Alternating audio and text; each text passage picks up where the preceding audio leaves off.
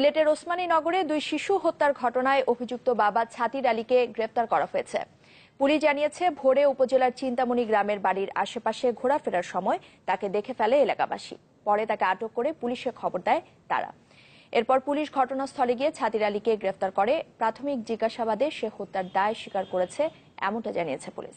সোমবার বিকেলে বাবার সঙ্গে দুই ছেলে বাড়ির পাশে ডোবায় মাছ ধরতে যায়। দীর্ঘ সময় পরও বাড়ি না ফেরায় তাদের খুঁজতে বের হয় স্বজনরা। এ সময় ডোবায় দুই সহোদরের মরদেহ দেখতে পান স্থানীয়রা। পরে পুলিশে খবর দেওয়া হলে মরদেহ উদ্ধার করে। এই ঘটনার পর থেকেই পলাতক ছিল ছাতির আলী। মামলার পরে আমরা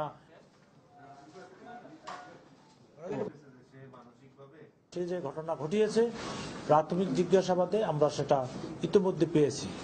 এখন আমরা অন্যান্য যত অনুসন্ধান আছে, আমাদের যে তদন্ত আছে, আমাদের যে আইনের যেই আছে, সেগুলো আমরা সম্পাদন করব। এবং উনি যে সুপারি গাছের এক ধরনের দিয়ে হত্যা করেছে, সেটাও আমরা উদ্ধার করতে সক্ষম হয়েছি।